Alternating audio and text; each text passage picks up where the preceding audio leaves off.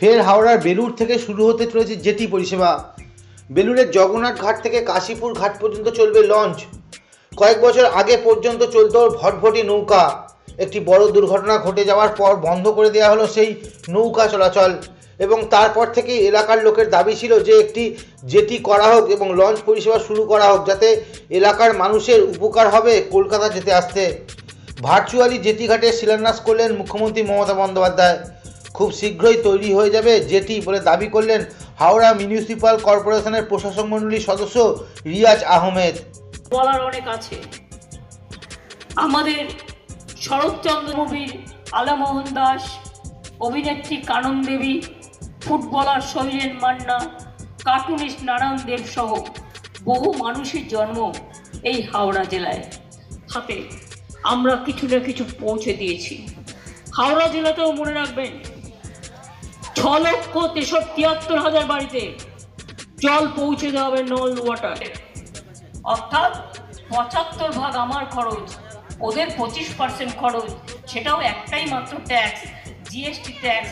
আমাদের টাকা তুলে নিয়ে গিয়ে মাছের তেলে সরকারি মেডিকেল কলেজ, উলুবেড়িয়াতে শরৎচন্দ্র চট্টোপাধ্যায় মেডিকেল কলেজ হাসপাতাল, বেলুড়ে যোগ্য নেপার স্টুডেন্ট এবং ইয়াং জেনারেশনদের জন্য বলি, হাওড়া জেলায় শিল্পে নতুন জোয়ার এসেছে। ইতিমধ্যেই 5,500 শিল্প তৈরি হয়ে গেছে, তাতে 5,500 কোটি টাকা বিনিয়োগ হয়ে গেছে। সেখানে 67,000 মানুষের চাকরি ইতিমধ্যেই হয়ে গেছে। আরো 20,300 বেশি শিল্পে 11,508।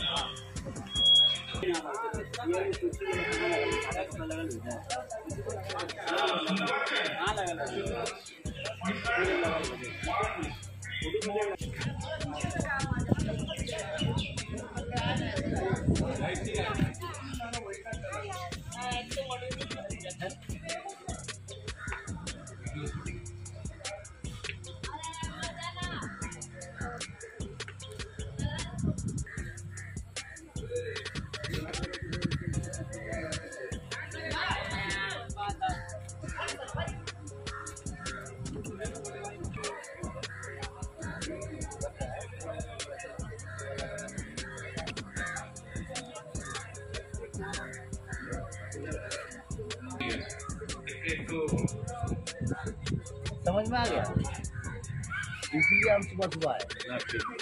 মানুষ পরিষেবা পেত, সেই ঘাটটা বন্ধ হয়ে যায়। আজকে দিদিমণি সেই ঘাটটাকে আবার চালু করছে, শিলান্যাস করছে। কিভাবে দেখছেন এইটা? তো মানে যেরকম মানে রেগিস্তানে মানুষ চলতে চলতে যখন জল পেয়ে যায়, যে খুশি থাকে, সেই খুশি মানে আজকে আমাদের বেলুড় অঞ্চলের মানুষের আছে। আমাদের এখানে দীর্ঘদিনের এখানে ঘাট ছিল, তো সে মানে ঘাট ছিল কিন্তু বেআইনিভাবে ছিল। কারো কাছে নৌকার লাইসেন্স ছিল না, কারো কাছে মানে যাতায়াত মানে সিকিউরিটি ছিল না। তো যখন মানে আশেপাশে নৌকো ডুবে যায়, যেমন আপনার তেলেনি পাড়াতে নৌকো ডুবে যায়, ওখানে অনেক মানুষ মারা যায়। সেই সময় মানে যখন চেকিং ফেকিং হয়, তো পোর্ট ট্রাস্ট এটা বন্ধ করে দেয়। তো এখানে অনেক মানুষ, আমরা মানে কাশীপুর থেকে মানে এই ঘাটটা গেলে আমরা সারা কলকাতা, তারপরে দমদম, বারাসাত, এইসব জায়গা খুব আসানি করে যেতাম আমরা। তারপরে কাশীপুর, আর আমাদের কাশীপুর থেকে আর ঘুষড়ি আর ভোটবাগান, আমাদের এটা অনেক আত্মীয়রা ওখানে থাকে। ওরা যখন মারা যেত, তো ওইখানে মানে যাবার খুব অসুবিধা। আর একটা মানে ওইখানে একটা জন্ডিসের ওষুধ পাওয়া যায়, সেই জন্ডিসের ওষুধ নিতে গেলে ওখান থেকে ওখানে থাকতে হতো। তো আজকে এই যে ঘাট, এটা লিগ্যালভাবে আজকে একটা ঘাট হয়ে গেল। আমরা অনেক দিন থেকে এখানকার দাবি ছিল, আমরাও খুব দৌড়ঝাঁপ করেছিলাম। আমিও সিপি সাহেবকে, তারপর ট্রান্সপোর্ট মিনিস্টারকে আমি চিঠি লিখি।